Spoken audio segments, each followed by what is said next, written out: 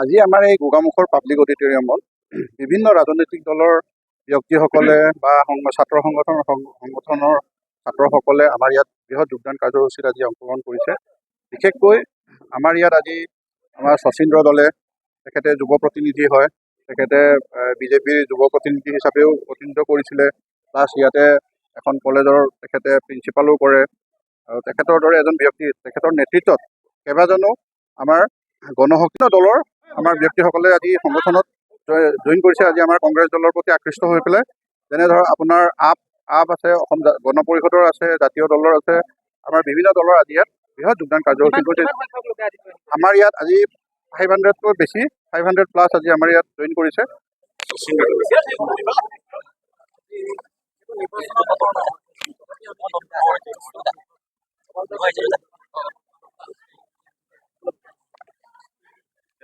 অসমত যে ৰাজনৈতিকভাৱে পৰিস্থিতিৰ পৰিৱৰ্তন হৈছে, সেইটো আজি গোগামুখৰ এই অনুষ্ঠানটোৱে দেখুৱাই দিছে। এগৰাকী অধ্যাপক, বিজেপি দলৰ যুৱ নেতা শচীন্দ্ৰ দলে ডাঙৰীয়া নেতৃত্বত বিজেপি, এজিপি, গণশক্তি প্ৰায় 300 নেতাকৰ্মীয়ে আজি আমাৰ লগত যোগদান কৰিছে। মই ইতিমধ্যে সভাত কৈছোঁ যে 3 বছৰ আগত যেতিয়া মই ইয়ালৈ আহিছোঁ নতুন সভাপতি, তেতিয়া 50জনমান মানুহক মই লগ পাইছিলোঁ। গোটেই অসমত সেই মিটিংখন ট্ৰু লৈছিল। এই ভূপেন বৰা সভাত 50জন মানুহ হোৱা নাই।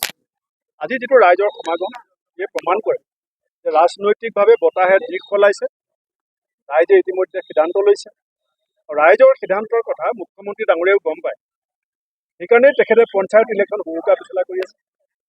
হিমন্ত বিশ্ব শৰ্মা ডাঙৰীয়াই ৰাইজৰ মনৰ ভাৱটো গম পোৱাৰ কাৰণে MSC ইলেকশ্যন পাতিবৰ কাৰণে দুধুৰ-মুধুৰ হৈ আছে।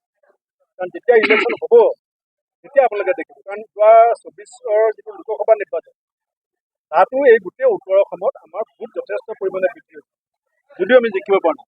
কিন্তু এই 24ৰ লোকসভা নিৰ্বাচনটোৱে হৈছে প্ৰথম নিৰ্বাচন য'ত ইলেকশ্যন হৈ যোৱাৰ পিছত কংগ্ৰেছৰ জনপ্ৰিয়তা বেছি বৃদ্ধি পাইছে। আমি দেখিবলৈ পাইছোঁ যে চৰকাৰে কিছুমান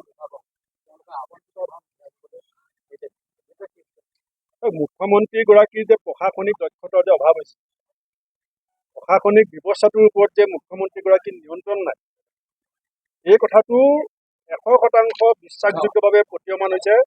কাৰণ তেওঁ বিভাগবিলাকে পইচা খৰচ কৰিব পৰা নাই, পইচা চৰকাৰে ঘূৰাই বিচাৰিবলগীয়া আছে। তাৰমানে পইচা আপুনি দিছিলে, বিভাগে পইচা খৰচ কৰিব নোৱাৰে। বিভাগৰ যদি যোগ্যতা নাই, বিভাগৰ যদি পইচা খৰচ কৰাৰ সামৰ্থ্য নাই, তাৰ কাৰণে মুখ্যমন্ত্ৰী জগৰীয়া হ'ব নহয়। অসমত হোৱা প্ৰতিটো ভাল কামৰ কাৰণে যেনেকৈ চৰকাৰে ক্ৰেডিট ল'ব বিচাৰে, এই বেয়া কামবিলাকৰ ডিছক্ৰেডিট ল'বলৈ আপুনি কিয় পিছুৱাই গৈ যায়? কালি কৈ আছে যে আমাৰ অসম ভালেই চলি আছে, আমাৰ একো আৰ্থিক প্ৰব্লেম হোৱা নাই। অসমৰ সাধাৰণ পৰিয়ালবিলাকৰ যেতিয়া আৰ্থিক সমস্যা নাথাকে, তেওঁলোকে কি বেংকৰ দুৱাৰে দুৱাৰে ভিক্ষাৰ জুলুঙা লৈ ধাৰ বিচাৰি ঘূৰি ফুৰে নেকি? যদি অসম যদি আৰ্থিকভাৱে জুৰুলা হোৱাই নাই, অসমত যদি আৰ্থিক বিশৃংখলিত পৰিস্থিতি হোৱাই নাই, তে আপুনি 22 দিনত 22.5 কোটি টকা লোন কিয় লৈ আছে? যদি ইমানেই আপুনি চলাব পৰা হৈছে, সেই 1,54,000 কোটি টকা ধাৰত অসমখনক আপুনি কিয় ডুবাই আছে?